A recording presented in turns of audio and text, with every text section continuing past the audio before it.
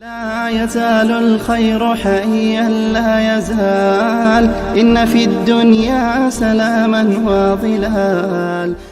بسم اللہ الرحمن الرحیم۔ ہمارے پیارے نبی صلی اللہ علیہ وسلم کو سب سے پہلے آپ کی والدہ محترمہ حضرت آمنہ نے دودھ پلایا، اور اس کے بعد صوبیہ نے، اور اسی طرح اس کے بعد حضرت حلیمہ رضی اللہ عنہ، چونکہ اس زمانے کا ایک دستور تھا کہ شہر کے رؤساء اور شرفاء اپنے بچوں کو دیہات میں بھیج دیتے تھے تاکہ بچوں کی زبان میں فصاحت پیدا ہو اور عرب کی خالص خصوصیات محفوظ رہیں۔ حضرت حلیمہ سعدیہ رضی اللہ عنہ نے جس رات آپ صلی اللہ علیہ وسلم کو اپنے ساتھ لیا تو عجیب و غریب برکات دیکھی کہ کمزور سواری میں قوت پیدا ہو گئی، اور اونٹ کے خشک تھن جو ہے وہ دودھ سے لبریز ہو گئے۔ قحط کے باوجود حضرت حلیمہ سعدیہ کی بکریاں سیر ہو کر آتی، جبکہ باقی جانور جو تھے وہ بھوکے واپس آتے تھے۔ تو اسی زمانے میں آپ صلی اللہ علیہ وسلم کو شق صدر ہوا، تو اس واقعے سے حضرت حلیمہ سعدیہ ڈر گئی اور آپ کو واپس اپنی والدہ کے پاس لے آئی، اور آپ صلی اللہ علیہ وسلم کی والدہ کو سارا واقعہ سنایا شق صدر کا۔ شق صدر کا مطلب ہے،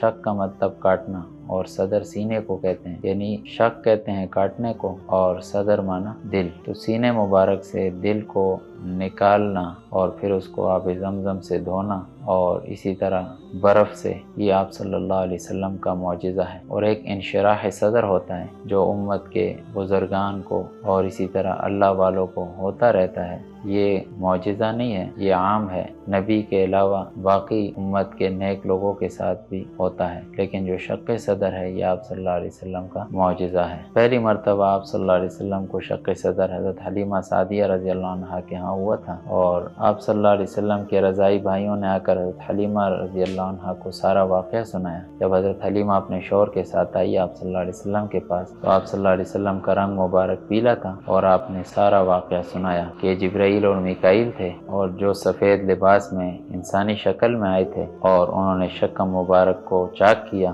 اور قلب کو نکالا، پھر قلب کو چاک کیا اور خون کے جمے ہوئے ایک دو ٹکڑے نکالے اور کہا کہ یہ شیطان کے حصے ہیں، اور پھر قلب کو اور شکم کو برف سے دھویا، اور اس کے بعد قلب کو اپنی جگہ پر رکھا اور سینے پہ ٹانکے لگا دیے۔ یہ شق صدر اس لیے تھا کہ قلب کے اندر سے گناہ اور معصیت کے مادہ کو نکال لیں۔ دوسری مرتبہ شق صدر آپ صلی اللہ علیہ وسلم کو 10 سال کی عمر میں ہوا، اس کا ذکر حضرت ابو ہریرہ رضی اللہ عنہ کی روایت میں ہے، اور یہ شق صدر لہو و لعب کے مادے کو ختم کرنے کے لیے تھا۔ تیسری مرتبہ عطائے نبوت کے وقت شق صدر کا واقعہ پیش آیا، اور یہ شق صدر اس لیے تھا وحی الہی اور علوم ربانی کے تحمل کی استعداد پیدا ہو۔ چوتھی مرتبہ معراج کے موقع پر شق صدر ہوا تھا، اور یہ شق صدر اس لیے ہوا تھا تاکہ تجلیات الہیہ کے مشاہدے کی صلاحیت پیدا ہو۔ شق صدر حضور صلی اللہ علیہ وسلم کا خاص معجزہ ہے، قلب اطہر کو چاک کر کے معصیت اور لہو و لعب کے اثرات کو دور کیا گیا،